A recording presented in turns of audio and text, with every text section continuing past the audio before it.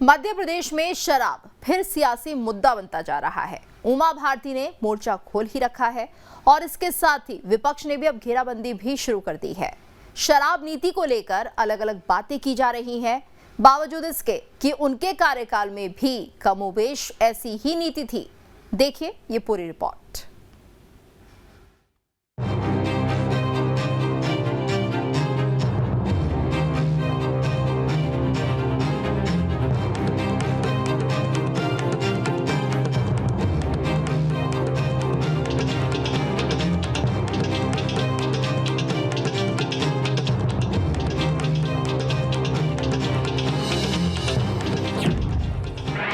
हर सरकार में शराब पॉलिसी पर सवाल, तो अब राजनीति क्यों हो रही जोरदार?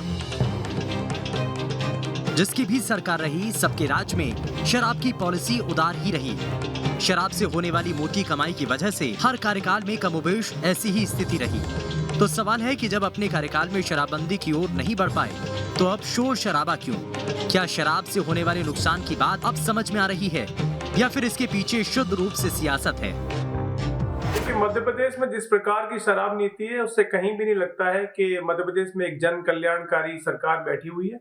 बड़े बड़े दावे करने वाले शिवराज सिंह जी, जो अपने आप को मामा भांजे के रिश्ते से बांधते हैं मध्य प्रदेश की जनता को, अब वो बहनों को भी उपकृत करने का प्रयास कर रहे हैं। ऐसी बहनों की, माताओं बहनों का परिवार उजाड़ के, और सबसे बड़ी बात तो यह है कि ऐसा लग रहा है कि और कोई अर्थव्यवस्था में किसी प्रकार का कोई ठोस कदम विगत 18 वर्ष से शिवराज सिंह जी नहीं कर पाए।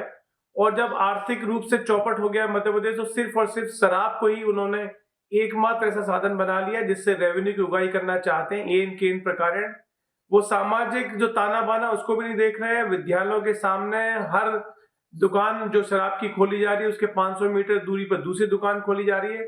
लग रहा है कि मध्य प्रदेश जो है वो कहीं ना कहीं शराब और सिर्फ शराब ही बेचने के लिए जाना जाएगा। हमने कहा मंदिर का निर्माण करेंगे। अब राम राजा सरकार के, अयोध्या के बाद वहां तो राम राजा सरकार का है, उस मंदिर के पहले गेट पर आपने शराब की दुकान खोल दी साहब। ये तो चुल्लू भर पानी में डूब मरने वाली बात है हम सबके लिए। ये सामान्य बात नहीं है, ये सिर्फ दुखी होने की बात नहीं है, लज्जा की बात है, शर्म की बात है, डूब मरने की बात है। शराब की दुकान को लेकर उमा भारती ने मोर्चा खोल रखा है।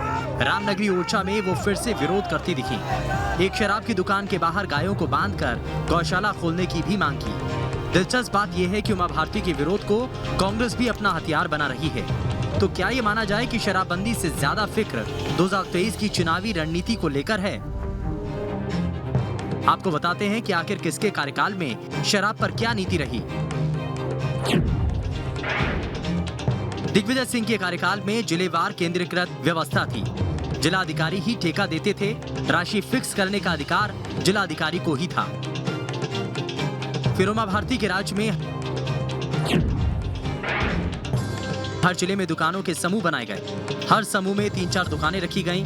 इन समूहों को लॉटरी के जरिए ठेके दिए गए। कमलनाथ के राज में दिग्विजय शासन की पॉलिसी लागू हुई। 16 महानगरों और बड़े जिलों में केंद्रीकृत व्यवस्था थी। जिले का ठेका एक व्यक्ति, एक फर्म को मिलता था। बाकी जिलों में कुछ राशि बढ़ाकर टेंडर कराए गए थे। बात करें शिवराज सरकार की, तो दोबारा फुटकर समूह में टेंडर हुए। पहली बार 85% खपत जरूरी की गई। कंपोजिट पॉलिसी लाई गई, यानी सबने अपने अपने हिसाब से शराब नीति को लागू किया, लेकिन कोई भी शराबबंदी पर आगे बढ़ता नहीं दिखा। शराब नीति को लेकर कई और राज्यों में भी सियासत होती रही है। अब मध्य प्रदेश में सियासत हो रही है क्योंकि उमा भारती ने एक ज्वलंत मुद्दा उठाया है जिसमें वे शराब नीति में बदलाव की मांग कर रही हैं। सियासत के जानकार ये भी मान रहे हैं कि उमा भारती इस समय पार्टी में हाशिए पर चल रही हैं। उनके पास ना तो कोई मंत्रालय है और ना ही कोई पावरफुल ऐसा पद जिससे वे जनता में अपनी जगह मजबूत बना सकें।